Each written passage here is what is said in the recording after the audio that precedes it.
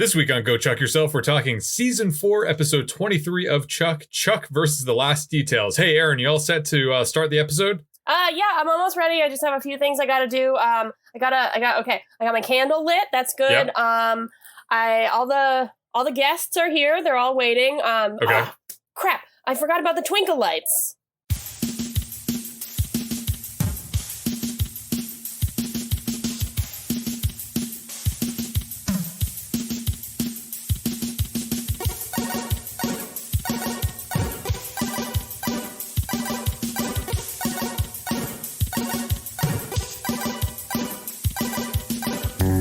If it wasn't clear from that introduction, Erin actually did have a string of little, like, Christmas tree lights or bulb lights, something? Yeah, I got them at Target. It's actually really nice. It's battery operated, so you can use it pretty easily. Oh, nice. I just have to keep them locked up because Archie likes to eat them. Can't have those cats eating those lights. This is Go Chuck Yourself, the #1 podcast for interior illumination. Everything that you want to know about lights, this is your podcast. Hello, my name is Chris Gillespie. My name is Erin Arada. We are not, unfortunately, a podcast about lighting, although that could be either, I guess, maybe interesting, surprisingly interesting, or maybe predictably boring to listen to a podcast about light. We are coming towards the end of Season 4, which brings us closer to the end of Chuck as a whole. So if we want to move into the lighting sector, it's possible. Sky's the limit for us. The lighting section of Home Depot, we could just record from wherever the nearest Home Depot or Lowe's. That's a good idea, actually. The lighting section's a fun place to go to see all those lighting fixtures. Mm-hmm. I thought you were going to say that we were getting closer to the light at the end of the tunnel. I mean, that would have been good. I should have. Let's go back and do it again. Hi, this is Erin. We're approaching the light at the end of the tunnel. Okay, great. Sounds good. So yes, we're talking about Chuck versus the Last Details. It is the penultimate episode of Season 4. I don't know who decided, you don't really hear the prefix Penn too often in other words, do you? Like, can you think of other examples besides Penn Ultimate? I feel like it doesn't usually come up. Penn and Teller? Yeah, I guess in the musical duo, the magic duo, Penn and Teller, Penn is the second to last magician whose name is listed in that. So yeah. Sure. Mm-hmm. Okay, that's fine. So before we begin, we have some very exciting news that I discovered recently. I found out recently. So excited. As you may be aware, Go Chuck Yourself is available around the world, which is bizarre. It's cool. I'm glad that people around the world listen to the show. It's very humbling, and maybe, if I'm being honest, I can't fully process it, so I don't actually fully believe it, but it's true.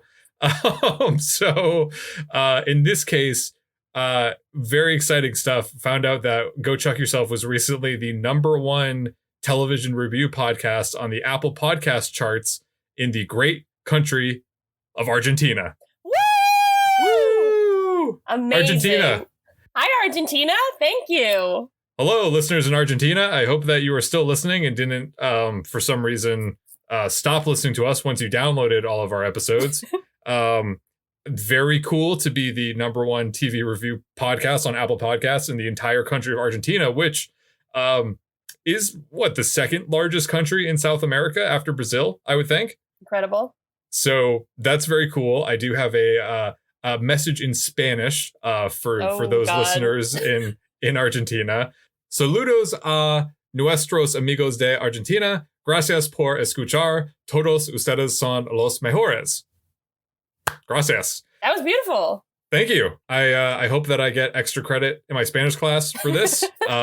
I think it's worth something to have the #1 television review podcast in Argentina. I feel like that's worth some points. I can go to my high school Spanish teacher and say, bump up my grade.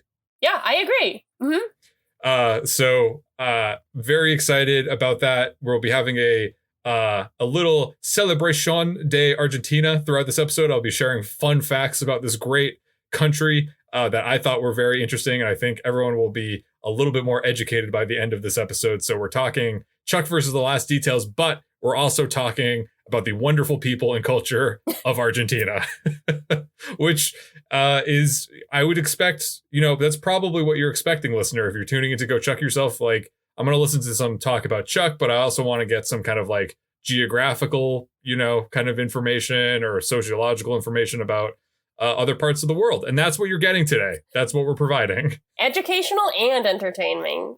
That's entertaining. Right. That's the Go Chuck Yourself guarantee. So maybe to kick us off, I'll share one of these fun facts. I don't want you to think that I'm like, whoa, what's he? So according to my sources, Argentina was one of the first countries in the world to have radio broadcasting. Wow, that's really cool. First radio broadcast was made in August 1920.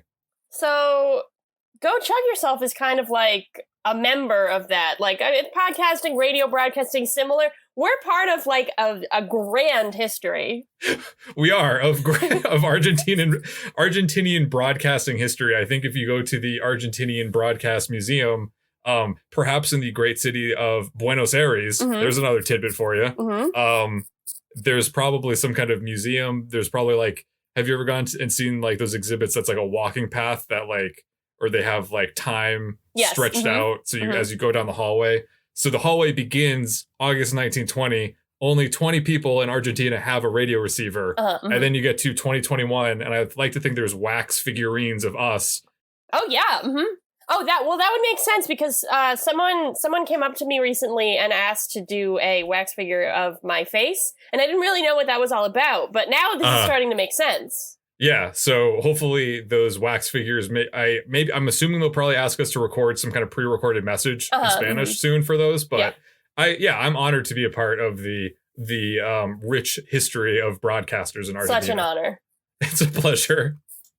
So we're going to continue with that education by me educating you about this episode of Chuck. Before we do that, I just wanted to throw out a couple of reminders about what's going on in the Chuckiverse right now. Chuck told Ellie that he is a spy and that he has the intersect, and she took it pretty well. We found out that Volkov is actually Agent X, and Agent X is someone named Hartley Winterbottom, who was not actually a Russian arms dealer, was just a scientist who got, like, an early version of the intersect that totally changed his personality. And Vivian, who is Volkov's daughter, does not know this and thinks that Agent X is Chuck and is trying to kill him. So, that's where we're at. In this episode, we start with Mary. Is it ziplining? What's the word for when you're, like, hanging from a thing? Rappelling? Rappelling. Ah, okay. Thank you. Chris Gillespie, rappelling expert. We start with Mary rappelling into a cave-type lab facility where there are vials of yellow liquid that definitely isn't pee. She scurries back up into the ceiling as... It wasn't pee! Yeah, but you saying it like that makes it sound like it was pee. I mean, it might have been pee. We don't know what it is. I didn't notice it the first time, but now I'm thinking about it. Like, do I have to go back and was it pee? Why were they having vials of pee? It was very yellow. If it is pee, that person needs to drink more water. I'll just say that much. So Mary scurries back up into the ceiling as Ghostman Riley, Vivian, and a scientist guy walk in, saying they perfected the machine that will locate Agent X using his DNA. The Norseman, you may remember. The Norseman looks kind of like a gun, and you put the not P into it, and it can locate anyone. The scientist guy is all squirrely and excited about this, until they decide to test the machine on him. Riley pulls the trigger, and it plays a really horrible noise that only the scientist man can hear. He, starts bleeding, and then he dies. Riley then tells Vivian she'll have to do some of this dirty work herself someday. She's kind of like, I guess so. And I kind of thought that meant that she was going to, test it on Riley. But I guess they decided that, testing it on two people who are in the same room with them doesn't really make that much sense with this thing that's supposed to, get somebody who's really far away. So they don't do that. They just leave. Mary drops down from the ceiling again, but immediately the guards, Riley and Vivian, rush in. Riley introduces Vivian to the woman who betrayed her father for 20 years. Back in LA, Chuck and Sarah are really excited to have a day off from CIA work, even though, one episode ago they were really upset about not having any missions. Although, I can relate to this, having been in lockdown for a year now. I get that there are some days where you're like, I have nothing to do, and other days where you're like, I have something to do. And, it's just weird. It's a tough experience, but Chuck and Sarah are all happy, and Sarah says nothing can go wrong, which immediately causes things to go wrong. So the image preview for this episode on Amazon is Devon in the courtyard looking up and holding his arms out as if he is about to catch someone. I thought that this was going to be some sort of toss game he was playing with baby Clara, but apparently no. It's Morgan, who has fallen off a second-floor balcony of his and Casey's apartment and is now dangling from it via twinkle lights. Ellie tells Devon to help, so Devon rushes in and tells Morgan to go limp and he'll catch him. Morgan yells for Chuck, and Chuck runs out of the apartment and flashes and does some, backflipping things to help Morgan get him off the roof. Everyone is impressed, and instead of saying awesome, Chris, do you know what Devon says? What does he say? He says bitchin'. It was a big surprise. So do we need to start calling him Captain Bitchin'? Oh my god. Well, Zandra is the bitch, we know. Right, yes. So I feel like it would be a little bit confusing if we had two characters that were bitch-related. So we find out that Ellie has taken on a sort of wedding planner role. She has one of those, Bluetooth earpieces. I don't really know why she needs that, but apparently they are planning the rehearsal dinner, and Morgan, Ellie, and Devon are trying to do everything they can to take things off of Chuck and Sarah's plate. I don't know if this is some sort of makeup for the fact that their wedding planner, conned them a couple episodes ago, or if this is just, Ellie is continuing to take on tasks in order to fill her days, but she's becoming a little bit of a, she's a taskmaster, I would say. She's taking her job very seriously, and she's doing a great job. In Morgan and Casey's apartment, Alex has seemed to have spent the night, or she is just visiting for breakfast. She and Morgan are flirting, and Casey seems to be grossed out, but maybe something else is on his mind. He gets a text from Beckman that says, "Come to Castle immediately," so he heads over to talk to Sarah and Chuck. They say, "You better be here to talk about the wedding," and Casey says, "I am." Says, "Your mom might not be able to make it because she's been taken by Vivian." That's a pretty good segue. That's a masterful transition. Yes. Just like Chuck was doing parkour to do rescue Morgan, that's Casey doing rhetorical parkour. Yeah, he did a good job.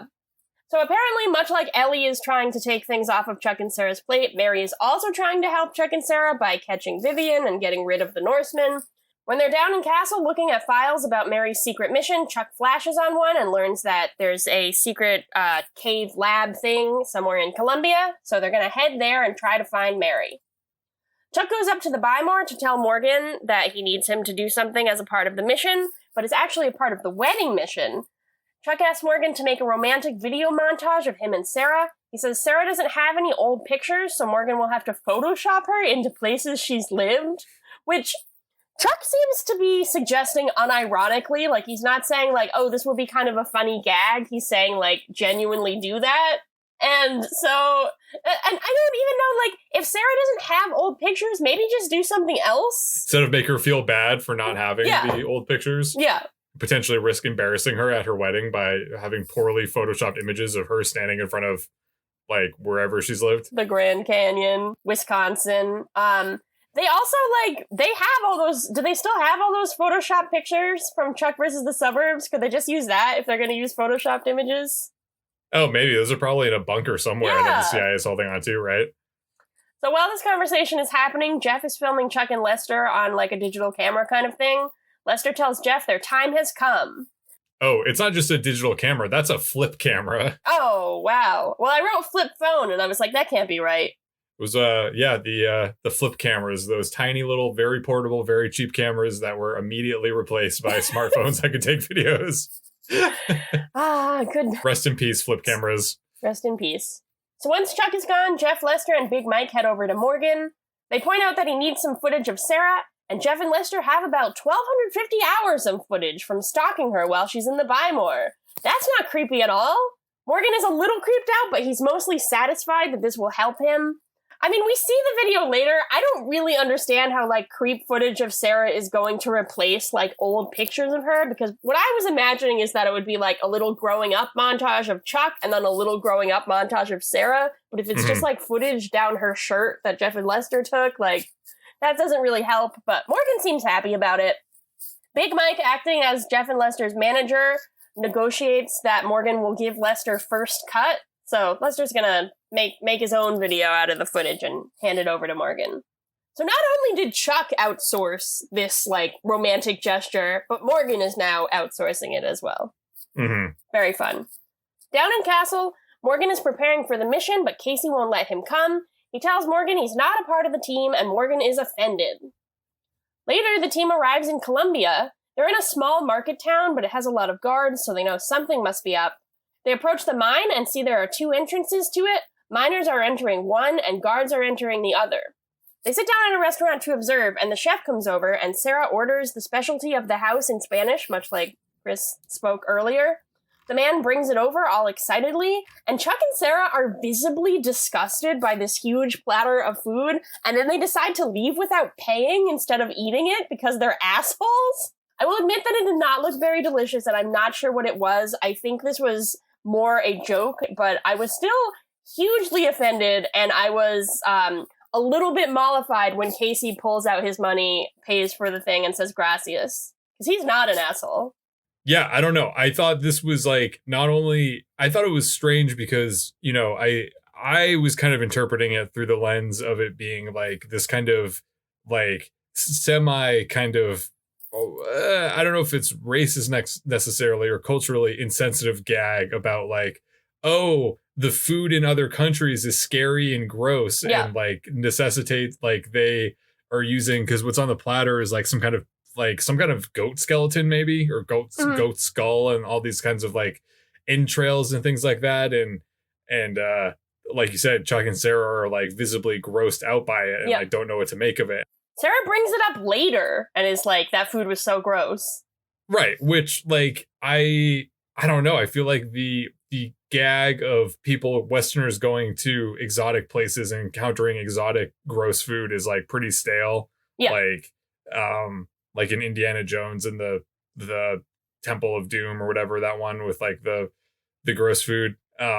So I don't know. I'm not saying that the food looked appetizing, but I feel like the subtext here was that like if you're at other countries have gross like animalistic food, like because it just looked like it was kind of dehumanizing, I guess. Yes. From dehumanizing the Colombians or these people in this mine camp. Who's to say maybe they don't have proper rations, proper food sourcing. Maybe this is what they eat, but I thought it was pretty offensive and pretty unnecessary. I absolutely agree. Thank you for taking some time to talk through that with me, because you said what I was thinking a little bit better than I said it. So thank you. It wasn't funny, and it didn't really justify anything, and it didn't move the story forward. Yeah. And something that I would like to eat that I think would be a delightful house special and is a common house special in Argentina.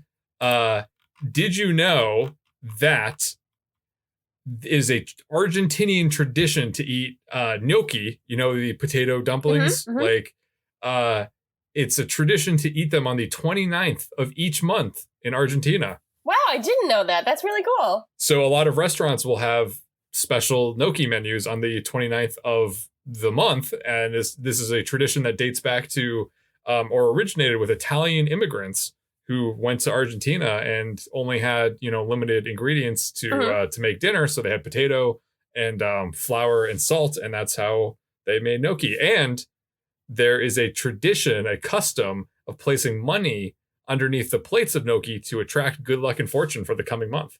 Okay, so 2 weeks from today, I will remember to eat some gnocchi and put some money under my plate. I mean, the Argentinians are doing it right. Like just making a point to eat gnocchi once a month. That is brilliant. I fully support that. Absolutely agree. So back in Colombia, Sarah and Chuck chase some guards behind a rock and steal their clothes. Sarah continues to be grossed out by the platter and just makes reference to how gross that food was, which continued to offend me. Sarah and Chuck don the guards' clothes and pretend Casey is some sort of prisoner.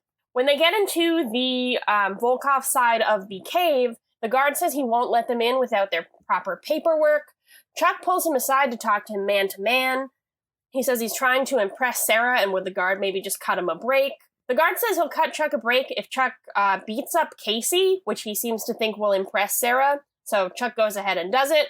The guard comments that Sarah looks like a dirty girl, and then Chuck just has to defend her honor, so he just, like, punches the guard. I don't know if their plan was to, like, punch the guard all along, or if they were going to try to, like, get away without casualties, but Chuck cannot stand for that kind of thing. They look at the guards' cameras and they find out that Mary is in cell 13. Casey steals the guards' clothes, puts them on, and they head back to cell 13 to rescue Mary. Not to dwell more on the scene and why I really had problems with it. Oh, okay, no, let's just talk about it. So the food stuff, I was like, well, that's not great. That doesn't make me feel too good. Mm-hmm. And then we go into the cave. I'm like, oh, I feel way worse now because the scene with the guard, like the security guard talking about Sarah, mm-hmm. Basically an inconsequential throwaway scene, mm-hmm. really suggests some pretty terrifying things about the treatment of women employees in this like mining outpost. Because didn't the guard say like he seems like Sarah's been to cell 13 herself in like some kind of innuendo thing? Oh yeah, he did say that, and I kind of just glossed over it because I didn't understand what he was talking about. But you are making a really good point. I don't know if that's what the joke was intending, but if so, or even if it wasn't intending that, it just sounds like it. That's horrible. Yeah. It sounds like because I'm like, no one seems to be too perturbed that she's not like pretending to be a man. No one seems to think it's weird that she's a female soldier. In fact, the guy seems to, they seem to have a system with female soldiers that, so I don't know. I thought this whole scene was very offensive. Yep. And I will wrap this up by a fun fact, not about Argentina, but about Los Angeles. Okay. Apparently, the cave, or at least the exterior, at least, of this scene is a cave in Griffith Park. Oh. Is that a place? Yeah, that is a place. And this cave was used as the exterior of somewhat of the Bat Cave in the 1960s Batman show. Oh, that's cool. I've been to some caves in Griffith Park. I don't think I've been to this one. Is that where the observatory is? Yes, but in a different part. So I thought the observatory was like on a big hill, but there's caves around it too? Griffith Park is very big. Griffith Park is like kind of like Central Park in that it is very big and there are many parts of it and there are roads that go through it and there's hiking trails and lots of hills. The Hollywood sign is also kind of related. Oh, really? There. It's in there. Oh. That's more like Hollywood Hills area, but they're all kind of around there. So, learn something new every day. Okay. So, once Chuck and Sarah arrive at the cell, Mary is surprised to see them since they're supposed to be getting ready for their wedding, just in case you didn't know that already. Mary insists that she can handle herself and that Chuck and Sarah should go home to focus on the wedding. Chuck and Sarah rightfully shoot down Mary's idea of securing the Norseman after enduring a few rounds of torture, which, based off of what we know about the culture of this facility that I just discussed, I don't think torture is probably going to be a walk in the park for Mary, based off of just a gut feeling of what these soldiers do. The team's motivations here are kind of all over the place since Chuck and Sarah want to rescue Mary so they can return to their wedding planning and she'll be saved. But Mary also rightfully points out that the nation's security is more important than their wedding. So they like kind of both want the same things, but also want different things. Not really sure who to root for at this point. And neither is Chuck. Sarah and Mary seem to have a disagreement that puts Chuck in the middle. Eventually, they decide that Chuck and Casey will retrieve the Norseman while Sarah stays behind with Mary, much to Mary and Sarah's chagrin and Casey's sheer delight. As Casey and Chuck walk down the hall, Casey points out that was an interesting choice for Chuck to side with his mom, which, did he really, though? Casey says that he thinks Chuck should always take Sarah's side as her future husband, and Chuck seems to take note of this as they enter the door to the vault, only to find that the Norseman has been moved. So that scene confused me. The Chuck taking sides with his mom thing. And I was like, I'll just wait for Chris to explain it so I kind of like understand. And when you explain it now, still don't get it. It just kind of slid over my mind like oil. I don't know that, first of all, I think that it's like kind of, it's kind of like a 10%, 90% of the time thing where it's like, maybe good advice that you shouldn't like only listen to what your mom says as opposed to what your fiance says. Like maybe that's like an inkling of a small part of a good advice. But I feel like it is very reductive and like better advice to like listen to who is right. Like that's the more like kind to your mom and your fiance action to take. So I don't know that this is good advice. Second of all, I don't know what Chuck did that is like so offensive to Sarah, or why like Sarah and Mary in this episode have some sort of beef that I didn't realize that they had. And maybe Sarah is just mad because Mary's just been gone for like arbitrary amounts of time, just disappears whenever she feels like it. But it was weird. I'm glad that you also were confused by this, because I was like, am I missing something? But either we're both not very astute viewers of this program, which I would like to think that we are probably pretty astute. At this point, I think yes. So yeah, I was like, is there even an issue here? Like, it just seems like you guys want the same things, and like we're trying to blow this up out of proportion. So just I don't add know. some drama in an already dramatic situation. Yeah, it already like an episode that will prove to have a lot going on in it. So meanwhile, Mary insists that she could have handled things on her own, and Sarah defends Chuck for not wanting his mother to be in danger 48 hours before his wedding. Well, better get used to it, Sarah. You think this is hard? Wait until you and Chuck have to put Mary into a home someday. Oh, God. I can take care of myself. No, you can't. Can't do that anymore. They're going to take care of you here. I still want to drive. No, we got to take away your keys. It's not safe anymore, Mary. That was a very beautiful and emotional portrayal of a very difficult scene in many people's lives. So thank you, Chris. You brought a tear to my eye. In recent episodes, you reached a very high level of sarcasm. I think this is also probably on the high score list of Erin's most sarcastic moments in Go Chuck Yourself history. We'll have to, once we finish the show, we'll have to rank them all. I think that might actually also be on the list as well. As this is happening, Riley and Vivian walk into the mine, and Vivian notices that something is wrong since the misogynistic guard is missing. Chuck uses a computer to determine that Vivian is actually planning on selling the Norseman at an upcoming auction. Casey points out that they need to get to that meeting and out of the mine ASAP, so they exit the vault to retrieve Sarah and Mary. But they aren't the only ones headed to Mary's cell. Vivian and Riley are too. Sarah starts to prep an offensive, but Mary tells her to stand down since Vivian and Riley would never hurt her. Sarah doesn't really believe this, and neither do I, but Sarah agrees to stand down as Vivian and Riley enter the cell. As Chuck and Casey navigate through the halls, Chuck pages Sarah to tell her that Sarah needs to keep Vivian alive and unsuspecting so that the auction goes off as planned. This sounds easy enough, but becomes vastly more complicated when Riley encourages and instructs Vivian to shoot Mary. As Vivian points her gun at Mary, Sarah's level of concern increases dramatically, and even though Mary isn't breaking and signals to Sarah to stand down, Sarah just can't help herself. She reveals herself and tells Vivian and Riley to stand down just in time for Chuck and Casey to arrive. Vivian is surprised to see Sarah and surprised to see Chuck, and even more surprised to learn that Mary is Chuck's mother. Vivian appreciates the dramatic symmetry of her and her father being betrayed by the same family, and Team Bartowski gives her and Riley plenty of time to ponder life's little coincidences as they lock them in Mary's cell and escape. And we fade to black as Vivian calls out for the guards to free her. So now I'd like to swing it down south. We're going all the way south. So far south that we might, eventually you end up going north, because that's how far south we're going to talk about, yes, Argentina. Erin, did you know that Argentinians created the first animated feature film? I didn't know that. What was it? Unclear, but the world's first full-length cartoon was made and released in Argentina by a man named Quirino Cristiani in 1917, and it is said that he was an inspiration to Walt Disney, who during his trip to Argentina visited Quirino's studios in the outskirts of Buenos Aires. Okay, that part I did actually know. Really? That's really cool. I knew the part about Disney. Huh. That's amazing. So, Argentinians, pioneers of communication and arts. Clearly they are. I'm becoming more and more honored that they even looked at us.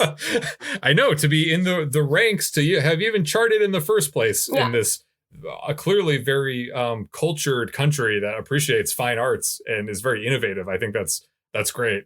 So more facts about Argentina soon, but now let's return to Chuck.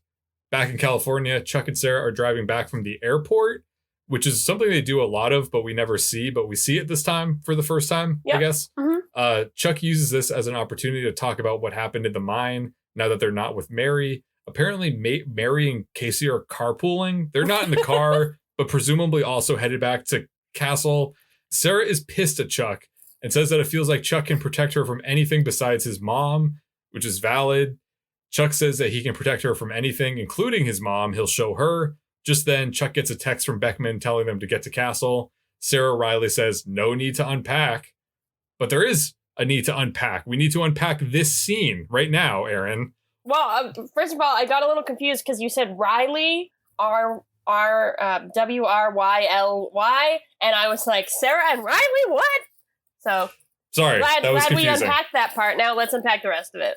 Okay, so why doesn't Beckman just call them on the phone to tell them that their mission, like to tell them what the mission is, so that they can just take a U-turn off of the highway and go back to the airport for whatever the mission is? Why is Beckman making them drive all the way from the airstrip to Castle to then say, go back on the plane, and then they're going to go all the way back to the airstrip?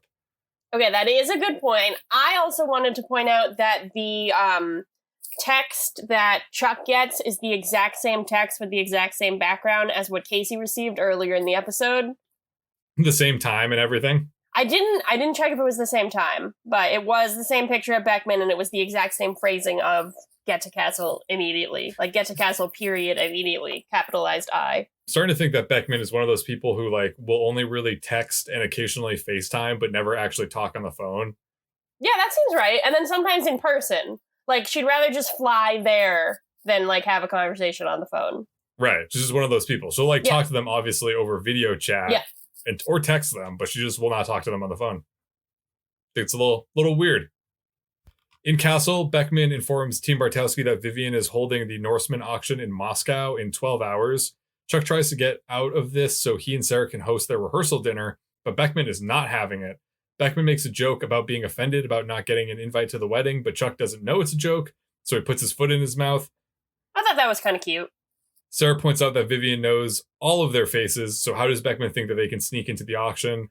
Beckman is just all kinds of extra today because she summons Mary from around the corner to explain that the mission will not involve combat. They do like a weird tag team explaining the mission, which they clearly had to coordinate ahead of time, at least say like, I'm going to cover this part, and then you say this part, and then I'll finish it. Kind of like, I guess, what you and I do every week, or... So Mary explains that they just need an agent to attend the auction and purchase the Norseman fair and square. They don't want to have like any kind of violence or anything like that. They're willing to pay whatever they need to for the Norseman. Chuck says that still doesn't solve their problem because Vivian knows what all of them look like. But then Beckman shares the story of a recently detained Italian arms dealer who looks a lot like one Morgan Grimes. Chuck and Casey are reluctant to send Morgan out on this kind of mission, but Beckman insists that they have no choice, and then she just hangs up. She's like, I don't know, maybe Beckman's going through some stuff. She don't give a shit. Maybe she is more hurt than she's letting on that she wasn't invited to the wedding. I honestly think she should have been invited. They don't know that many other people. No, and she's both of their bosses. Like, It's not like it's just one person who's both of their bosses. And they don't really, like... I don't think they have any animosity towards her. Like, it's not like she's their boss that they don't like. Like, she was a big part of them getting together in the first place. Yeah, she supports them. I think she ships it, right? Yeah. So. She's had about damn time. Right. I don't know. Maybe she's just busy. So, cut to Morgan practicing his Italian accent, which is pretty terrible. Pretty bad. Shout out to our friends in Italy, another country who Go Chuck Yourself has topped the Apple Podcast TV review charts. Hello, Italy. Buongiorno. Hello again. We recorded our Italy episode like almost a year ago, or over a year ago, I think. Yeah, I think it was before quarantine started, so that's nice to know. Yeah, because quarantine had started for Italy, and then we're like, hey, hope things get better in Italy, and then that was... Yes, Erin just pantomimed a missile hitting the ground and then exploding, which is accurate. So Morgan's Italian accent is so bad that it makes Chuck and Casey further doubt Beckman's judgment. Mary insists that Morgan will be fine and that she and Casey will provide backup while Chuck and Sarah stay in Burbank and work on the wedding. Chuck insists that they should be a part of the mission since Morgan is his best friend and that they were Vivian's handlers back a few episodes ago, to which Mary points out that under Chuck and Sarah's watch, Vivian went from, quote, a harmless co-ed to one of the world's top weapons dealers. Yeah, I guess it sounds pretty bad when you frame it like that. I don't really understand the word co-ed. Will you explain that to me? This is a genuine question. It's like, so The idea is that, like, men and women go to school together, so it's like co-ed, but I don't know how co-ed, and generally it's a woman that is a co-ed. I think so, yeah. And Vivian is supposed to be, like, a college student? Is that how old she's supposed to be? Well, roughly, I think, or like shortly after that, or kind of Mary is kind of just being a little flippant. I assume she was the same age as them, but okay. A female student in a co-educational institution. It is regarded as somewhat old-fashioned. Oh, it's definitely old-fashioned. It's very strange. Okay, thanks for explaining it to me. Yeah, I didn't really explain it. You kind of explained it to yourself. Yeah. But what I will explain to you is that, did you know that in Argentina, Argentinian women go through the highest number of plastic surgeries per person in the world? Well, I didn't know that, but that's interesting. Yeah, they have a lot of plastic surgery in Argentina. Good for them. You do that. So maybe if you want to look like a college co-ed, you go to Argentina and get plastic surgery to never age. That's true. You could do that. But that's cool. Your body, your choice. You get to do whatever you want to it. This is why we're big in Argentina. Mary goes on to say that this is the very reason that she needed to step in to fix Chuck and Sarah's mistake in the first place. Sarah finds this to be condescending, but Mary tries to backpedal by saying that Chuck and Sarah have just been preoccupied with the wedding and other things. Like, for instance, Chuck says Steven turning an innocent man into Alexei Volkov. I think about ties it up. So I think we have 1 point Mary now and 1 point Chuck and Sarah in terms of disses. Chuck asks Mary if she knew about the Agent X snafu, and Mary says that she could not afford to let the CIA know that she knew about Agent X and that she's also been trying to clean up that mess. So I'm going to go ahead and say that probably means she did not know because the writers did not know. So Mary did not know either. Sarah points out that they don't have time for this and declares that Chuck and Sarah are going on their mission with Morgan, and that's that. Mary starts to dissent, but Chuck agrees with Sarah, stunning Mary. Morgan observes all of this go down and pulls Chuck aside to defuse the situation. He also takes the moment as an opportunity to tell Chuck that he outsourced the wedding montage Chuck asked him to make, but that everything is still under control. This serves as a nice transition to Ellie and Devon sitting in the home theater room with popcorn waiting for Lester to show them his rough cut of the montage. And I have to say, I was palpably anxious about this. Same. I was like, what is going to happen? I have no idea. I have no recollection of this. What are we going to see? So after a very sincere and ridiculous introduction, Lester presses play, and what ensues is a pretty standard montage with the opening chords of First Day of My Life by Bright Eyes, which I realize that if they play it in its entirety at any point will probably make me cry. Erin tried doing that at the opening when we started recording. Did you cry then? At the beginning? Get a little misty-eyed? No, when I was playing it. Well, yeah, I mean, I always cry a little bit when we start recording, because I'm like... I want to be clear, I didn't know that you had that kind of reaction to this song when I was playing it. I was not trying to make you cry. It was a happy accident. We'll put that on the Sarcasm scoreboard. Okay. So I didn't cry. That's fine. But I guess that's because the song doesn't really continue too far into the montage before Lester appears in the video. He seems to have superimposed himself wearing a flesh-colored leotard with a heart glued to his lower abdomen. We see Lester in the video start to perform some kind of like avant-garde experimental spoken word poetry with some primal screaming thrown in there for good measure. Ellie and Devon are disturbed by this and turn the TV off.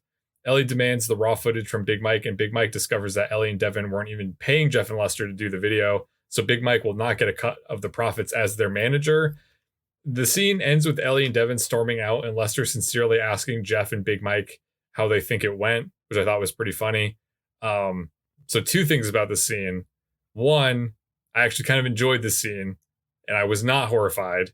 I'm glad that they went this route instead of making the joke that Sarah was like the unknowing subject of Jeff and Lester's predatory footage. Thought this was a pretty good way to handle it and make Agreed. Mm-hmm. Lester the butt of the joke. And then my other point about this is really just a question, which is, if you're making a slideshow about Chuck and Sarah's relationship, do you think it's fair game to use the photos of them when they were just pretending to be a couple in the early seasons, or would that be weird? Because they were just kind of friends then, so they weren't actually an item. So does that count? That is a good point. That's not something I thought about, and I think that I am a little bit too tired from daylight savings to really break into that. I feel like that could be the subject of its whole own episode. But I'm going to go ahead and say that it was all laying the groundwork. Like, if you were friends who had fallen in love over time, I could say that you could still use pictures from when you first met and you were just friends. Okay. What do you think? Yeah, no, I think that's fair. I was curious what you thought. Yeah, that's what I thought. Down in Castle, Casey is prepping his sniper rifle while Morgan walks out wearing his auction suit, doing his Italian impression, which is, still pretty terrible.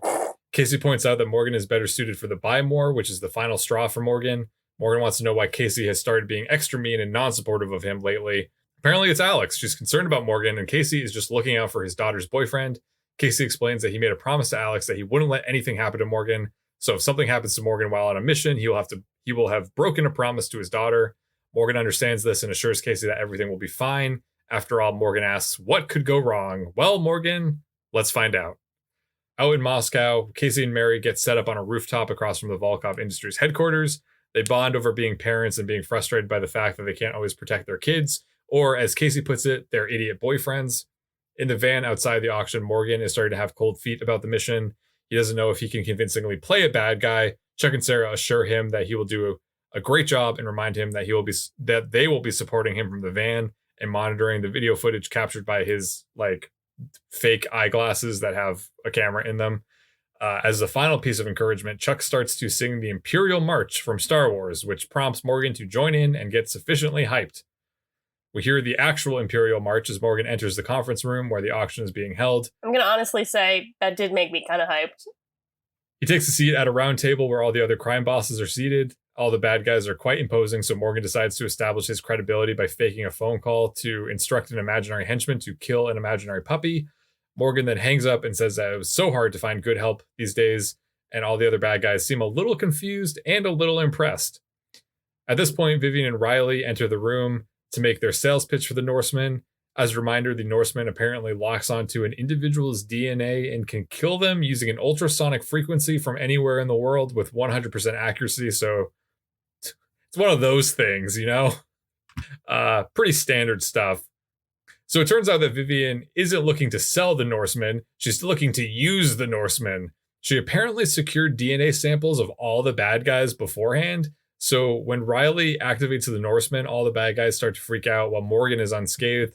Seeing this through his sniper scope, Casey tells Morgan that he needs to play dead. Otherwise, Vivian and Riley will actually kill him. Chuck tells Morgan to stay calm, which, when you think about it, is really just another way of saying, don't freak out. So once again, Vivian seems to be intent on testing this weapon that can kill people from anywhere in the world in the room with those people. Like, how is she going to know it works? That's my question. Why didn't she just do it in the hallway? Why did she even go into the room? Why didn't she just, what's the point? She could have stayed in her office. She didn't even need to gather all of them. If she could have just gone down the list and just sat in her office and just sent them off, This is, the sole reason for this seems to be to make it easier for Team Bartowski to get the Norseman. Chuck pages Casey and Mary to make sure they have good visibility, and Casey confirms and says that he'll open fire if it looks like Morgan is in danger. Morgan is pretending to be dead at this point. Meanwhile, Riley is still in salesman mode because he keeps selling the Norseman to Vivian by explaining how great it is that she just single-handedly eliminated all of their greatest enemies. Riley goes through the dead guys one by one, reciting their sins, much like a ghost would, but Vivian cuts him off before he gets to Morgan. Riley, in his infinite ghost wisdom, tells Vivian that he's trying to help her become who she needs to be, just like the evil ghost fairy godmother that he is. Unfortunately, Riley also points out that someone in the room is not dead. Morgan begins to panic and starts to flutter and is wondering if he should stand up, but Casey instructs him to continue lying on the ground. Just then, another man from the other side of the room jumps up. He says his name is Sebastian Carlisle, and he's a part of MI6. He starts to deliver a speech about taking Volkov Industries down, but Riley just shoots him. Then him and Vivian leave, taking the Norseman with them. Seeing that the Norseman is on the move, Sarah, Mary, and Chuck follow. Casey stays behind to protect Morgan, as Chris said, and a cleanup crew comes into the room, carrying a basin and a bunch of acid and some a big butcher knives, which I guess they're gonna dismember all the guys and dispose of them. Morgan uses his spy glasses, not a spy glass, but spy glasses, to show Casey the targets, and even though the shades are down, Casey's able to guesstimate where everyone is and take them down. That's pretty exciting. Once Casey's done shooting everyone and everything seems to be quiet, Morgan isn't responding and Casey gets pretty nervous, but then we find out Morgan is fine, even though he did get shot in the arm. Meanwhile, in an effort to stop Vivian from getting away, Chuck crashes into her car. Riley, the ghost man, passes out, but Vivian is fine. She says she knows that Chuck is Agent X, but Chuck tells her the truth, that it's really her dad. And then Riley comes out, so because he's a ghost, he can't really be harmed, so I guess he was okay. Riley demands that Chuck tell Vivian who it was that turned Volkov into Agent X in the first place. He says that Chuck's parents manipulated Volkov to further their careers. Riley pulls out his gun to shoot Chuck, and Sarah and Mary both train their guns on him, but ultimately it is Sarah who shoots Riley and apparently kills him because he falls to the ground, and even though he's a ghost, he's dead. He's dead again. And then everyone heads home for their rehearsal dinner. So back in LA, dinner is, of course, in the Bartowski Woodcomb courtyard. Everything looks beautiful, but Ellie is nervous because she fell asleep in the middle of cutting Jeff and Lester's footage, so she isn't really sure how that video is going to turn out. We got some Death Cab playing during this party, and some more people we've never seen before. It looks pretty nice. There's twinkle lights, there's tables. Apparently there's an open bar, and it's catered because Big Mike is drinking a mudslide. It looked honestly pretty good. I would kind of like to have one of those. Yeah, it looks legit. Morgan arrives in a suit and like a sling. When Big Mike asks what happened to Morgan's arm, obviously Morgan can't say that he got shot, so he says he hurt his arm playing Wii tennis. Thought that was a good gag. Well, according to IMDb, this is a reference to something that happened to Zachary Levi. He apparently hurt himself playing Wii tennis. So it was like a joke at his expense, according to IMDb. Okay, well, that's pretty funny.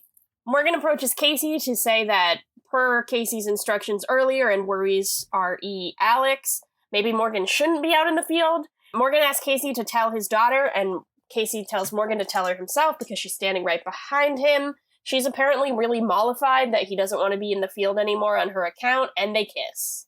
How nice. There's like a nice little scene of the dinner, which Mary interrupts by tapping on her glass to make a speech. She says that she often overcompensates due to her absence in Chuck and Ellie's life, but Sarah is very forgiving of that because she's an amazing woman. Mary proposes a toast to Sarah and says thank you for taking care of Chuck. Then we move on to Chuck's surprise, which is really not Chuck's surprise, is really not Morgan's surprise, is really not Ellie's surprise, but it's actually Jeff and Lester's surprise. But Chuck is just going to claim it as his and say that he made it. And we are treated to a video with the full version of the Bright Eyes song. And I wrote in my notes, fucking Bright Eyes. I wanted this to be my wedding song, sad face. So there you go. Sure, you can still use it. I mean, that's true. It's one of those songs. Wedding songs, yeah. One of those universal songs. Yeah.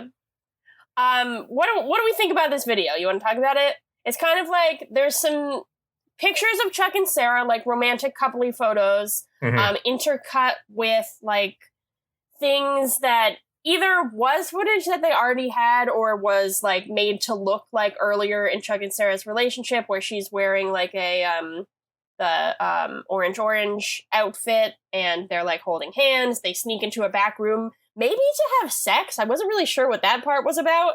And there's just some things of like them kissing in the Bymore. It's a lot of like stuff from the Bymore because Jeff and Lester took it, intercut with like coupley pictures. Yeah, I mean, it's certainly nice. I mean, I think it also seems, I guess, kind of grounded that like that was what the kind of footage that Jeff and Lester would have access to. So I think it would make sense, I guess. Yeah, it was relatively nice. I would give it like 6 out of 10. We find out that Jeff was actually the one, this was Jeff's version of the montage video. And Ellie is so impressed by this that she kisses him not on the cheek, not on the forehead, but on the lips. Just right up in there. The meek will inherit the earth. I guess that's true.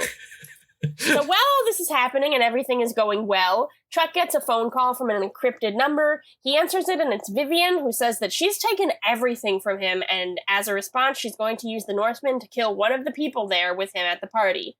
He assumes that it's going to be his mom, so he rushes over to help Mary. telling Sarah what he thinks is about to happen. But then Sarah says, what is that noise? And her nose starts bleeding and she collapses. And then, like, it was her. And that's a really, like, scary ending. And it was so scary. I sent Chris a video of my cat reacting horribly. He started meowing and tried to get up to the TV to see if she was all right. It was very upsetting. It was very upsetting. It was upsetting. Yeah. And, but I thought the fake blood looked pretty bad. Yeah, the fake blood was pretty bad. The intensity of the scene and the way that they sold it was all on point. Yeah. Like, it's one of those things where, like, I get as you do, I get affected when people are showing, like, a certain level of emotion on TV, and, like, Zachary Levi really sold, like, the fear and horror of seeing, like, his girlfriend collapse, and it, like, made me feel like I was there. So that was a good performance on his part. Yes. And that is how the episode ends, pretty much. Right there. It was crazy. What's going to happen on the season finale of Chuck? Is Sarah going to survive? Well, I guess you'll have to tune in next week to find out. But we'll move into the latter third of this episode. But I do want to share another Argentinian fact, because I got to cram as many of these into this episode as I can. Lay it on me, Chris. Argentina was the first country to use fingerprinting as a method of identification. Really? Yeah, it started doing it in 1892 in the small Argentinian town of Necochea. That is very early. Once again, Argentina, leader in technology. They're great. I love them. So love amazing. Them all. So let's talk about what we loved in this episode. In Chuck, Marry, Kill, one part of this episode that we'd like to marry and one part of this episode that we'd like to kill. Erin, what would you like to marry? I'm going to marry the use of First Day of My Life by Bright Eyes, because it was a great song, very emotional. The video, again, just okay, but the song really, like, elevated it. I think if it was any other song, I probably wouldn't have liked it as much, but yeah. The use of the song was just, like, really good. It fits the vibe of Chuck perfectly, and it is, like, a great wedding song, so really like that. What about you? I was trying to think, because I'm not, like, a huge Bright Eyes person or fan, or I don't know a ton of, because it was named Conor Oberst's work, but I knew this song for some reason. I was wondering, I'm trying to think if this show exposed me to the song, because I feel like I would have. It's probably pretty likely. I started listening to the song around the time that this aired, probably. So I wonder if that's the connection there. Huh. Never really thought about it. Thanks, Jeff. I wanted to marry this week how sassy all the characters were. I thought Chuck and Sarah were sassing Mary. Mary was sassing Chuck and Sarah. Beckman was sassing Chuck and Sarah. Casey was sassing Morgan. I feel like there was a surprising level of sass in this episode, and that made things pretty fun and in some ways more lifelike, because when you think about it, you really only sass the people you love. So it felt authentic to me that these characters would talk like this to one another. Well, that's beautiful, Chris. That's why I think you sass me sometimes. I think it's coming out of a place of love. Okay, so my kill is actually related to your Mary. I would not say I too liked this level of sass in this episode, but one specific instance of sass not into, and that's going to be Sarah's rudeness about the chef's specialty. We already really broke down that scene and the problems with it, but it didn't add anything to the episode, and it actually detracted from the episode because I was bothered by it, and I believe it to be fairly offensive. Also, much like the time Sarah was rude about Yana the dog, it just, like, I think of Sarah as, like, a kind-hearted, loving person. And these are two instances in which she is just blatantly, like, openly rude and hostile, and I don't care for it. Bitchin'. Bitchin', but in a different way. What is your kill?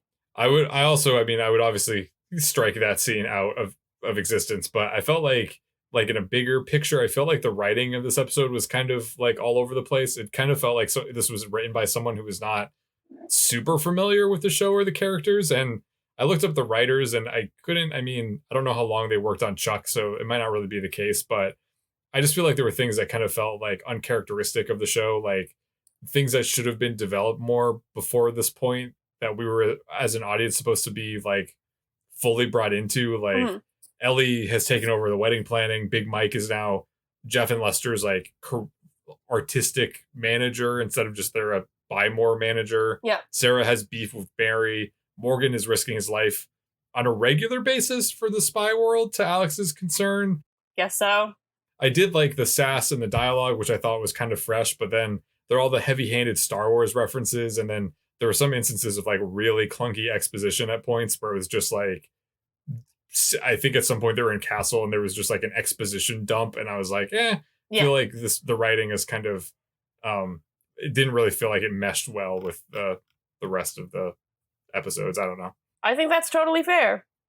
I will, in a brief response to that, I totally agree with what you're saying. I will say that I believe it was established that Big Mike was going to be Jeff and Lester's manager in like season 3 or 2. Oh, really? Like, it hasn't come up because that's when he brought up the Earth, Wind, Fire, and Rain thing when he said, like, I miss my life on the road and I'd love to be your manager. Whenever Jeffster like first popped up.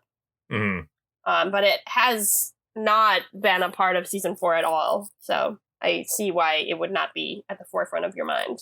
Yeah, I just felt like I enjoyed the Star Wars references like a little bit, but it also felt like just like, oh, well, what's Chuck about? Oh, it's about nerdy things. What's a nerdy thing we can reference? How about Star Wars? Yeah. Like the lowest hanging fruit of nerdy things. So absolutely agree. I was like, so now we're going to move into the Scooter scale where we give this episode either anywhere between 0 and 5 corn dogs based off of our critical analysis of it. Erin, how many corn dogs would you give this episode? So I gave this episode a 3. I thought, besides what we've already mentioned, I didn't think there was anything like egregiously bad about it. But also besides the like emotionally effective, like last maybe 3 minutes of the episode at the rehearsal dinner, I also didn't think it was like that exciting or that unique, especially for the penultimate episode of a season.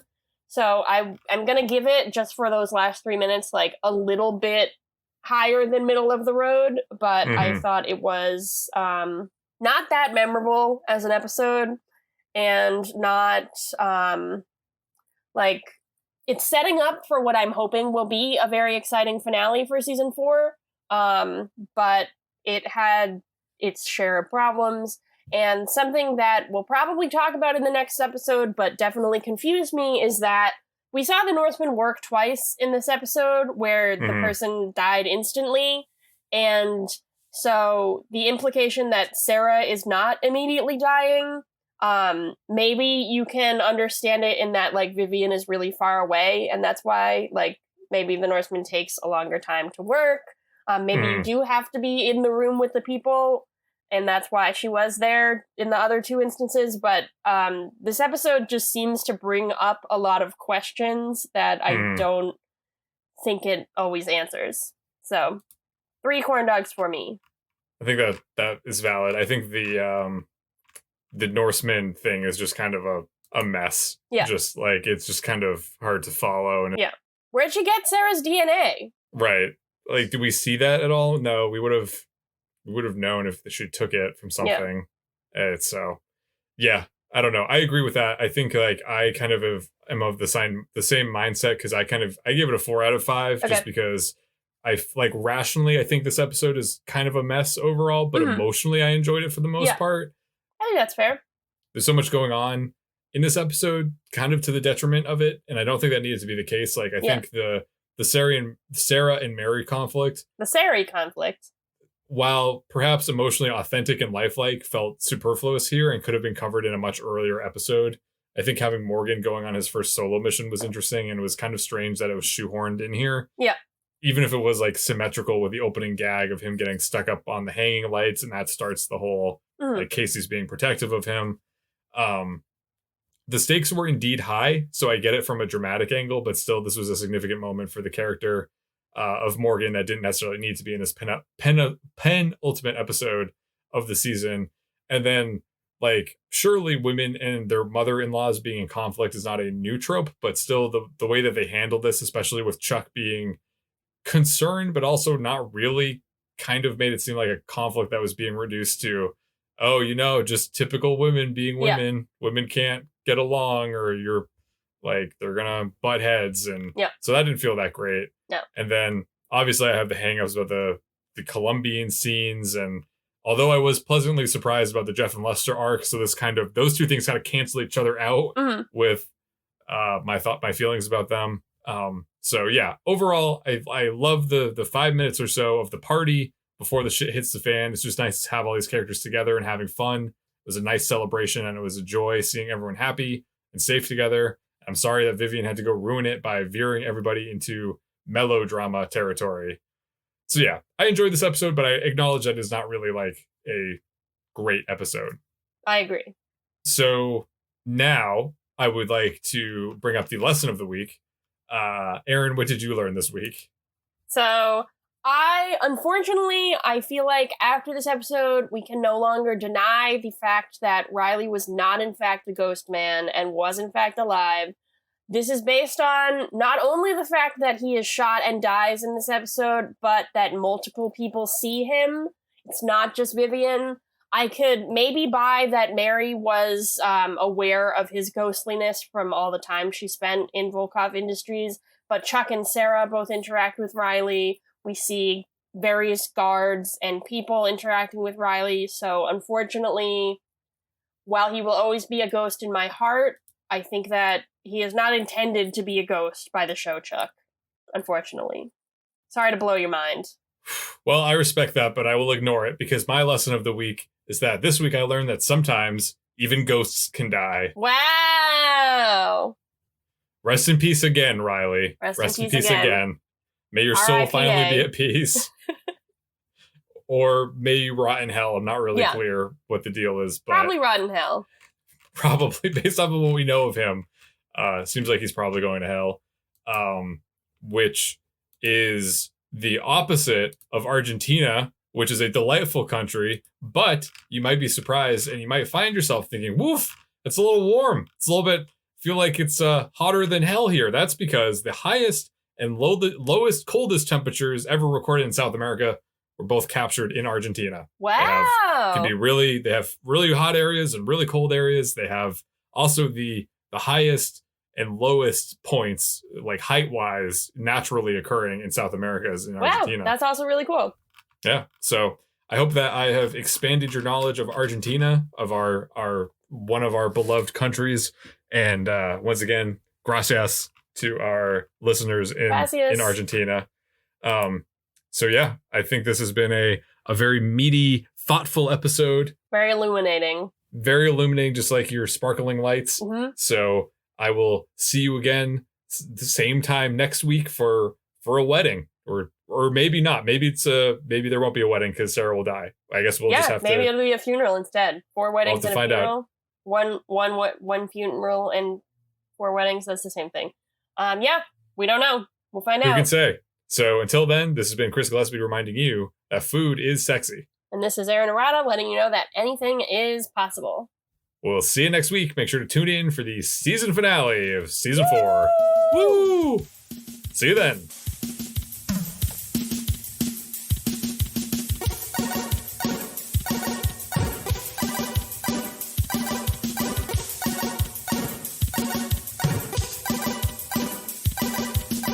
Thanks for listening. As always, a big thanks to the artist Hatakoa and the fine folks at freemusicarchive.org for providing us with our theme song, Warm Up. If you want to drop us a line, you can reach us at GoChuckYourselfPodcast@gmail.com. Don't forget to like and subscribe to Go Chuck Yourself on your preferred podcast platform. New episodes come out every Monday morning, and you do not want to miss a new episode. Thanks again. We'll see you next week. Bye-bye.